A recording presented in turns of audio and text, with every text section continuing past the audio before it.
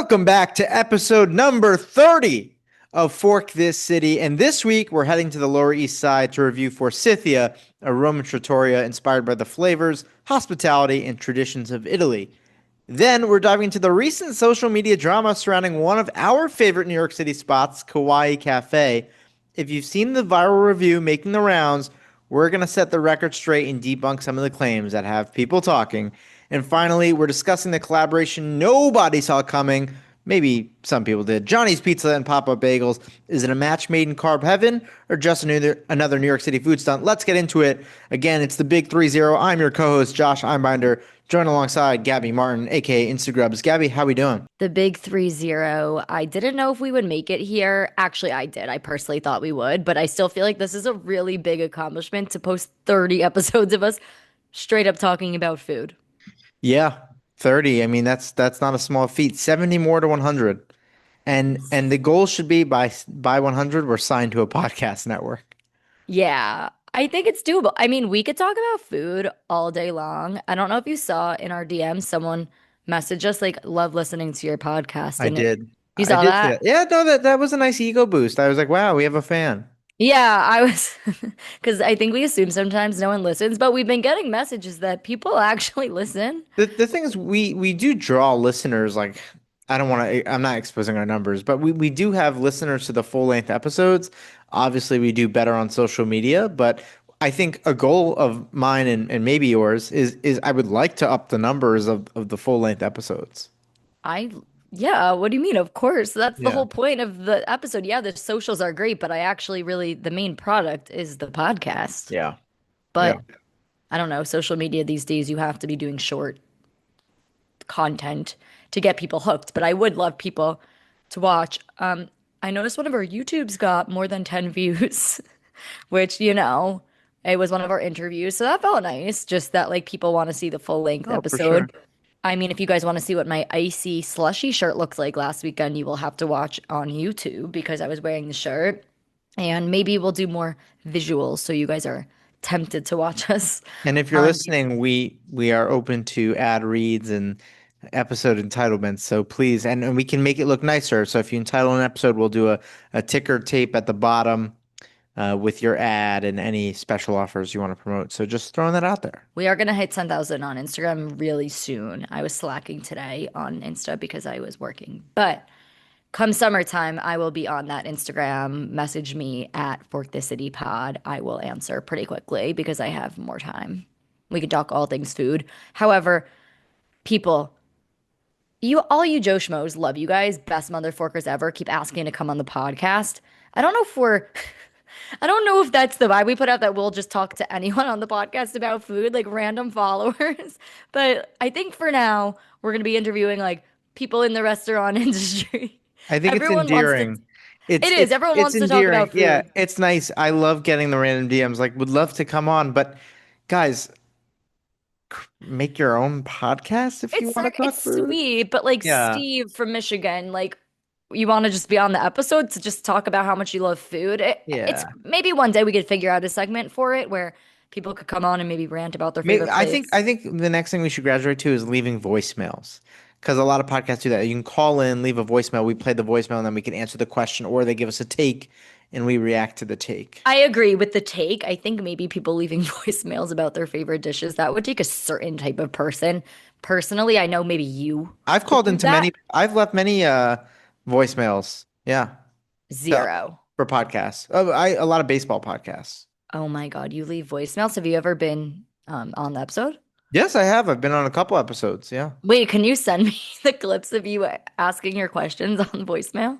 Yeah. One's from the Seven Line podcast. I mean, some are from years ago, but I'll have to Wait, pull it. that's awesome. You want to know what? We can already start that segment starting next week because I know for a fact Ethan, my friend Brooke, Jamie, people keep telling us new pet peeves. I'm curious, what if we do a clip where they do the voicemail talking about it and then we can speak to it? Yeah. Yeah. All We right, should do. guys, we figured out for all you Joe Schmoes how you guys can get on our podcast. We let's message that guy from the other day and say, leave us a clip of you saying a hot take and we'll discuss it. I feel good about that. Love it. Love Bob it. Martin's gonna leave us like 70 voicemails. Yeah, he will. He will. Okay, sounds So good. I think we should dive into Forsythia. But before we do, actually, I am wearing my one of my favorite shirts of all time, ahi sauce Let me see shirt. the shirt. Stand up a little bit. Definition of oh wow. I love that you're jumping on board with the food shirts with me. Now, this is the shirt of one of my favorite restaurants from Fiesta in Stamford, Connecticut. They have the best lomo saltado and the best Peruvian food. This is not an ad, like just genuinely gas. And I do have the shirt and the merch, so shout out to them. I also am on their Instagram page. They posted me in 2021 wearing this shirt. So Wait, that's just so funny. I have my collection of food shirts, I think is now at six, but it's growing. And my mom yesterday went to Italy, right? And she goes, I have a gift for you. Me thinking it's going to be something like expensive or nice. Mhm. It's a shirt that says like cheese. She's like, I know you like food t-shirts. And I was like, okay, that's nice of you. That's just not what I was expecting, nor did I even know the restaurant or place she got it from, but Yeah. maybe that will make a feature on the episode too. But let's dive in to Forsythia, the restaurant we are going to be reviewing today. So we did another, what do we call it? Like secret Surprise and reservation. delight. Secret I like reservation. Secret Reservation, Sure. where Jillian now yeah, it was Jillian's turn. She chose a restaurant, didn't tell us what it was. I know she told Josh ahead of time because they're sneaky, I and figured it out, in fairness. that's okay. You saying let me guess and you tell me if I'm right.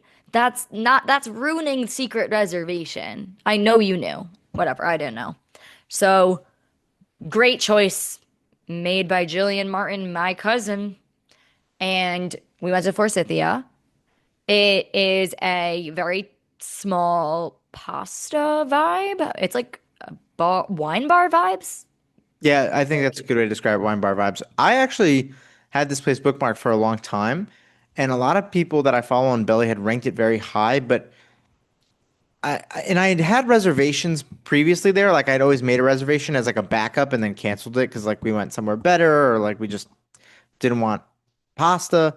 So I was Yeah. happy to get here, honestly. It's very, very cute inside. Unfortunately, you were viewing the dumpsters outside. Don't you worry, I was gonna get to that. The thing Yeah. is, I know we talked about this last episode. I don't necessarily think we can dock points for that because I think there's always going to be the table next to the bathrooms and one next to the window, and it might be a bad view. I just happen to always get it, but yeah, beautiful wine bar interior, and we're at the first table in the front, so Josh is facing the restaurant. I Yeah. am facing outside, which is fine. They have like three dumpsters right in front of the door, but I don't even want to spend too much time because that's not their fault. No, I mean, that's on the city for having the dumpsters there. But Yeah. I wouldn't dock it. I think we can jump right in. We started with the focaccia. And let me tell you something. Not only was the focaccia good, I'll start. It came with two like butters or ricottas and then olive oil. That Yes. olive oil, I don't know what was in that olive oil, was some of the best olive oil I have ever had in my life. So funny enough, I didn't have the olive oil. I was eating the two butters that it came with. It was a Those are both regular excellent. butter, and then oh shoot, I don't know what was in the other one. There was like a little bit of a something mixed into it, but it Yeah.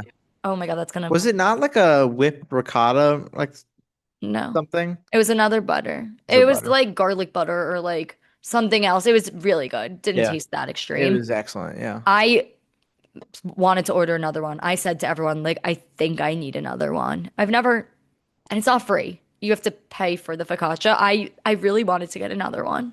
I thought it really blended well with the olive oil. Like if you put the butter on the bread and then dip the bread in the olive oil, oh my God. It was some of the best, Breath. best bread and butter and olive oil I've had in the city. One No of the doubt. best. No doubt. No doubt. And then moving to the next appetizer, we got I'm sorry if I'm butchering this, the soupli, which was, think of it like a mix of like an arancini ball and like a mozzarella stick with cacio e pepe inside of Oh, it. I forgot about this. Okay. Yeah. It was good. That's not my thing to begin with. I don't Yeah. like arancini. I don't like mozzarella sticks. More things to add to the list. Don't love cacio e pepe. I tried it to speak to it. It actually was fine. I ate mine, but don't ask me. I thought it was good. I think a lot of people photograph this dish because it is like a very like um you're gonna roll your eyes or like make fun of me. It's a outgoing dish, like it photographs well. Um, but Picture yeah, worthy? it's picture worthy. But I think that I could have done without it. Like I didn't think it was like it was good. I enjoyed it. I think I enjoyed it much more than you. But like in hindsight, it's not something that I need to rush back to order when I go back there. I think they tried to create a unique dish and it doesn't exist elsewhere. And did you ever see the show Girls? No, but I know Lena Dunham's in it, right? I don't even know celebrities, but there's a famous line like make fun of the girl who put herself out there and um like took a risk creatively. And I think of that dish in a sense, like Yeah. she put herself out there. I think it's different. I don't know if I recommend it or not. I think if you're into that, you should go for it. It's not bad. Yep. And then moving to the mains, which I'm actually surprised we only got those two appetizers. Usually we like do like I feel like three apps, three mains. I could tell So you why. I think it was really expensive. yeah, it was a pricey restaurant, I will say. Three pastas. I'll read off the pastas and we can break them down one by one. The first was the rigatoni. The second was the short rib agnolotti, which I think is what they're most famous for, and the tagliatelle. So maybe we can fork into the rigatoni first. What was on the rigatoni? It was the al amatriciana. Yes. Okay. Incredible. 10 out of 10. That is one of my favorite dishes. It's really underrated. It's a red sauce with like guanciale, right? Or pancetta. Ugh, I get those two confused. It's like the bacon Yes, bits. yes, yes. I'm not even a big bacon fan, but they chopped it up into small pieces. 10 out of 10. Favorite pasta of the night. Highly, highly recommend. It was really, really good. Um, I loved everything about it. I only wish it was a bigger portion, honestly. That's the vibe, Delicious. though. Yeah. And then the next pasta was the short rib agnolotti. Now, here's my problem is I didn't think this was bad. Like I thought this was a very good dish. Um, but it's hard because I always go back to comparing all the agnolotti I have to the one at Lilia. Oh my God. And I know it's not short rib, the one at Lilia, but I just nothing compares. And so to me, um, it wasn't a 10, but it was definitely in the eights, this dish. It was delicious, it was good. Um, but maybe I'm just not a short rib agnolotti fan. Jillian and I were in London. We got that at Gold in Notting Hill. It also was like good, but not great. I don't like any of I've learned like pastas that have like short rib or steak inside because at Mm, Bad Roman I got one of the pastas that had like filet inside and I was like, this is not a combo I like. yeah. Like My pasta and meat inside of the pasta. Bolognese is different. Something about this isn't my thing, but I actually would give it an 8.5 out of 10. It was really good for what it was, but that's not my preferred style of pasta. my friend Joey, who's Italian and his parents do like the Sunday sauce every weekend. He told me that a pasta or Italian restaurant is a true Italian restaurant when they have a short rib dish. So Oh. whenever I see a short rib dish, I'm like, okay, at least it's not another kind of red meat. Oh, I learned that you know a place is good if the bread comes out cold, not warmed I up. think the bread here was cold, right? It wasn't warm. Yeah, no, it's a thing. Like, I don't, someone told me this and it's always been true. Apparently, that's an Americanized thing to really warm up the bread, but I do prefer my bread warm. Don't get me Mhm. wrong. But apparently, if it comes out room temp, that is usually a sign it's more authentic because in Italy, your bread doesn't come out warm. Well, I'm excited to experience that one day in Italy. Where did I hear this information from? I don't know. Am I spreading it? Yes. Next pasta we got was the pesto tagliatelle. I think this was the least favorite of the This was my three for miss. both of us. Um, I really didn't like it. Interesting. I would say I wish in hindsight we ordered something else, but it was fine.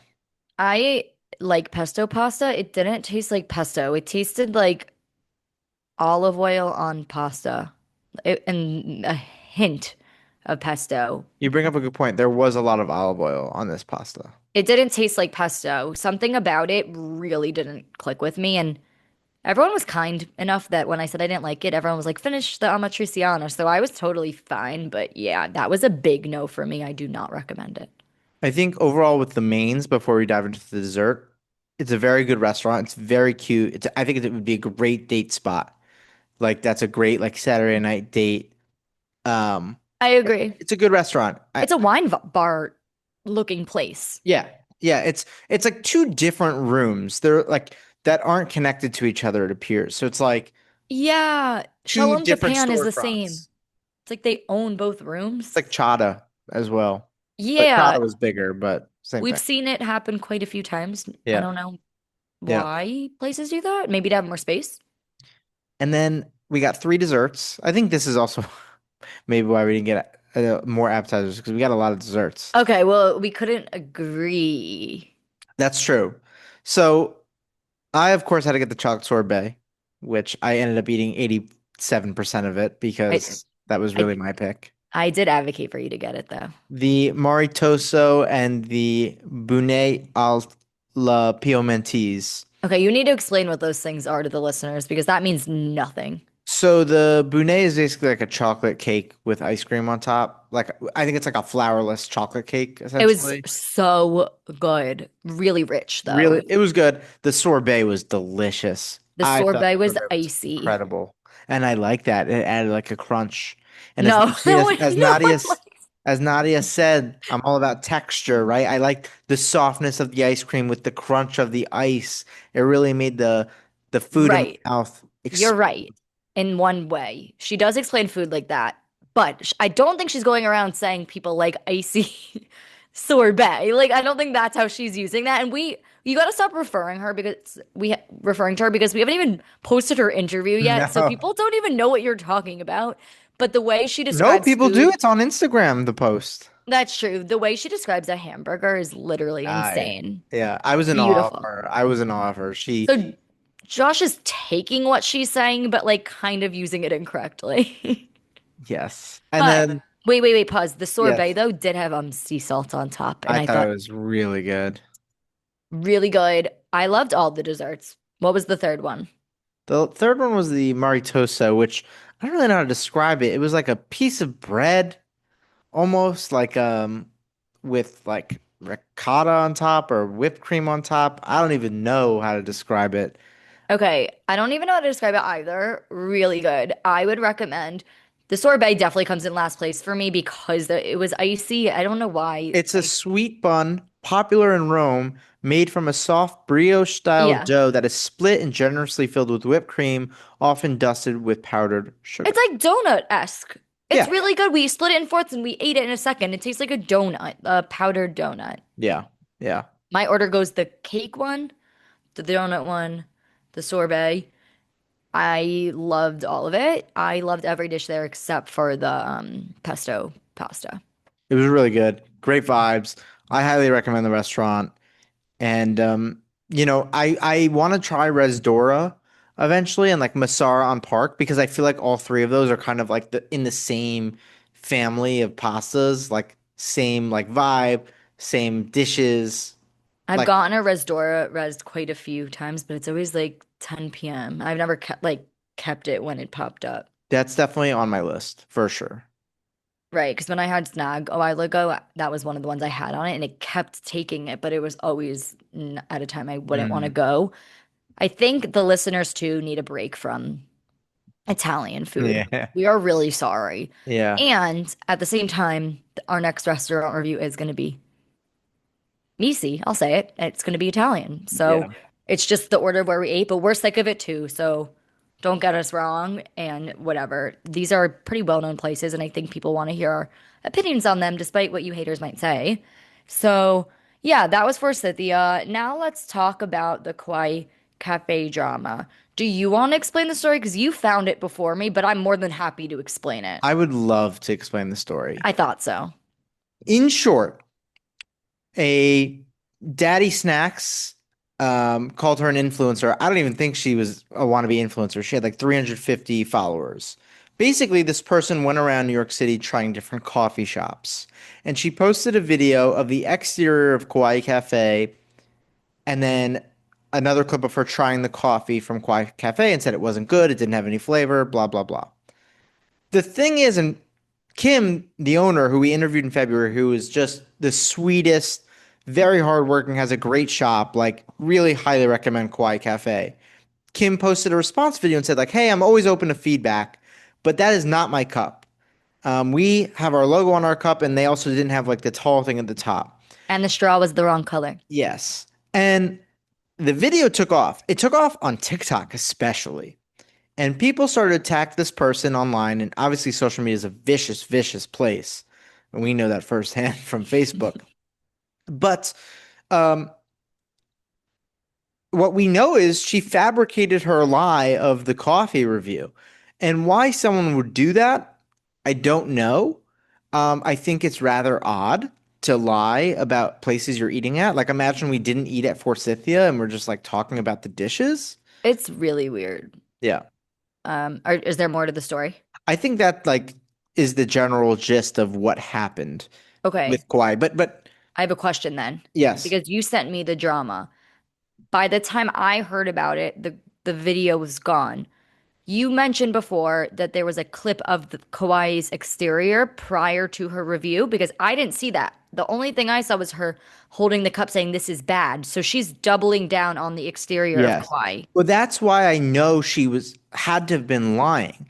Is it's one thing to I think Whoa. you have deniability if, for example, you're like, oh, my friend got me the coffee and said it was from Kawaii Cafe. That's what I thought happened. But the beginning of the video clearly showed that she was at Kawaii Cafe. It was the exterior and the interior. And Oh my God. Kim, the owner, also said, I looked at the CCTV footage and couldn't find her transaction anywhere. So it's an unfortunate situation because I think we talk about this all the time. It's like you should never willingly attack a small business, number one. But number two, especially don't lie about it. That's just odd. So I'm looking. If you want to listen to our interview with her, it's episode 12 on Fork This City. So if you want to hear her story, and she's so hardworking, and that's where you can find it. It's one thing. I don't know. I'm not gonna lie. Like, we go to places and we say that was so bad. Don't get it. We don't recommend it. And like that part, I actually think is fine. The fact that she isn't drinking the Kauai coffee is crazy to me. And I feel like me and you are on this mission to like understand why she did it, as are I'm sure a lot of people. But the other thing to mention is that we thought it was an honest mistake at first, that maybe a friend got it from her and she didn't know where it's from. She's hiding the like logo. What do you want Yeah. to call it? The like the The thing that coffee sleeve. She was hiding the coffee sleeve that had a behind the logo. cup. So Yeah. there's a black sleeve behind the cup in the video. She didn't even bother to take it out. Yeah. So something about it was intentional. So people were like, "Oh, we could say the name of the place it was because I don't think that's bad. It was like Blackstone Yeah, Coffee." and they posted a great comment online saying because people Yeah, were accusing them too of playing a role in hang this. this girl. I doubt that. I mean, Benji's Bun said it best. He was like, I just want all these places to succeed. So did Kim. It's in the interview, and Yeah. she even buys the her baked goods from Claude down the street. Like they have a whole like partnership. I think it's one thing to go into a place and be like, hey, I didn't like it. It's another to just lie about where you got your coffee. Also, another issue that I think is problematic with this situation is um, the girl deleted her account instead of posting an apology video and taking accountability. She obviously didn't have a lot of followers, but I think she actually could have saved face by being like, here's what happened. I don't know if anyone would have believed it because she showed Kawaii Cafe at the beginning, but I do think she owes Kim an explanation. Whether that happens privately or publicly, that's none of my business. But Maybe it did. um, it was upsetting because Kim really was so sweet to us. She has a great shop. I love the names of her drinks. It's like the Situation Chip. It's like all after relationships. Um, Yeah. so it was a really unfortunate situation, and I think it should be a lesson to people to be kind on the internet. These are people who work really hard in restaurants and are just trying their best. And thankfully, the food community rallied around her and stood up to this person. Yeah. And it's like be kind, but also like before that, don't lie. Yeah. I I don't know. It's crazy. I don't even know how much more I could say about it other than I just like don't understand what happened and I want to understand what happened. Yeah.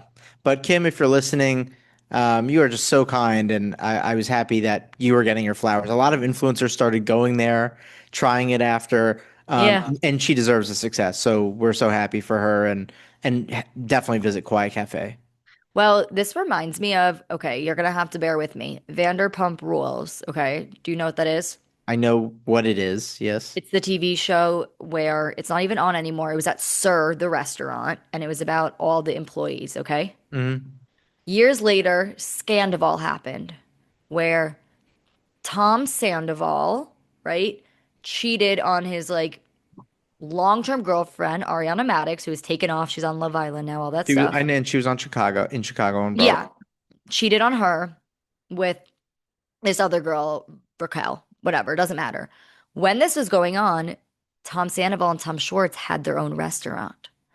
The restaurant got put out of business because everyone was so mad at him. Everyone wrote fake reviews about the food.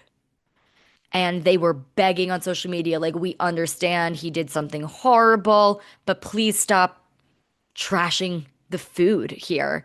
And ultimately, they went out of business. Like, they had thousands upon thousands of negative fake reviews about the food. This is not the same situation, but it just reminds me of it. And they had to like turn off Google reviews. Like I don't even know how to do it, but like they blocked people from commenting on social media and everything. Interesting. What do you I think can't. about that? Do you Uh, think people should have said bad I, things about the food because they were mad at well, him? no, but that's just how the world works. Like if I'm trying to keep this broad, like, some restaurants take political stands and some people like love it or hate it and they flood the restaurant with either good or bad reviews. You know, that's just what people do. I I'm understand. not No, saying it's that's crazy. okay. And to clarify, I don't, but, um, you I know, mean, Tom Sandoval's fine. I don't wish him well, honestly. But yeah, that was an interesting thing with their whole restaurant shtick. So yeah, Mm. we love Kawaii Cafe. Go check them out in the West Village. Great Vietnamese style coffee and cool matcha drinks too. And last but not least, We're gonna talk Johnny's. about the Johnny's Pizza and PopUp Bagels collab. So, have you been to Johnny's Pizza? I've never been to Johnny's Pizza. So I actually don't want to. Okay, so my review is negative. However, I can't speak to their pizza. Their pizza might be amazing. So I'm not saying don't go to Johnny's Pizza. They are a pizza shop in the Lower East Side. People I think really like it there. They did a collaboration with PopUp Bagels, which is obviously my favorite place, and it was a pizza bagel. So it's a pop-up bagel with like Johnny's Pizza sauce and cheese, I guess. Like I don't know what else they're adding to that collab. I think there was some like mozzarella pearls or something like that on it. I was so excited to try it. This collab is over, by the way. I'm really sad to say. I did not like it at all. I went with Jamie. We both took a bite and we were so excited and we were like, this is not it. Really didn't like it. Johnny's Pizza might be amazing, but even I love Papa Bagels and the bagel wasn't even that good. Maybe it was in the afternoon, maybe it wasn't fresh anymore, or maybe that rip and dip style is only good for spreads. But something about a pizza bagel and a Papa Bagel was like not it for me. Well, can I say this is why I believe, and I mentioned this, I think, on episode 2 or 3 of Fork the City, they should have an experiential store. And to me, it will allow them to do these kinds of things, but still produce fresh bagels all day. Like Katz's does a lot of collabs where it's like, something with their pastrami. So it's like you can get the Katz's pastrami delivered to the pop-up experiential store, and then it can be put right on a fresh sandwich with a fresh bagel that's just out of the oven, and it ensures that it's fresh. But God knows, like when the bagels were brought to Johnny's or vice versa, or was the sauce or the cheese refrigerated properly? I don't know. I don't know. I just want to say this collab, when you're really excited for something, like don't meet your celebrities type thing, Yeah. kind of let me down big time. Also, I don't know much about Johnny's Pizza, but I feel like they should have saved a pizza bagel collab for a place that has more like fame. So like I'm talking like the industry, Oh. Chrissy's Pizza in Greenpoint, DeFara, Luigi's, Spumoni Gardens, like places like that, like places that have like real big brand name recognition. I think that would be a more interesting thing for pop-up. I don't think Johnny's is small, but I hear you. Yeah, they could have collabed higher than Yeah. what they did. I Yeah. don't I but I want to say I think the problem is more with the bagel. Fascinating. I don't Maybe know. maybe it is just the rip and dip style bagel. Like I it's not this it's a great bagel, but it's not the same as like a bagel pub, where those are not bagels designed to be ripped and dipped. Yeah, I guess not. I don't know. I'm disappointed. That's all I gotta say. And if that collab comes back, I would not get on that line. But love pop-up bagels. I actually want to try Johnny's Pizza because the slices looked amazing and they might be good. It just might not be a good combination of those two things that I like. Totally. Totally. So take that with a grain of salt. Well, that was episode 30 of Fork This City, the big Wow. 30. That sounded crazy. I know. Make sure to follow us on social media on Instagram at Fork This City Pod, on TikTok at Fork This City, Facebook, we're Fork This City, on YouTube, we're Fork This City Podcast as well. And you can also listen to our full length episodes wherever you get your podcasts. That's Amazon, that's Apple Music, and Spotify. Please be sure to give us a 5-star review. It really helps us climb the rankings and draw more listeners into our beautiful voices. And if you want to be on our next few episodes, why don't you leave us an audio recording of you giving us a hot take about restaurants? And maybe, just maybe, you will be featured on an upcoming episode. You never know. All right. See you later, Motherforkers. Have a great week.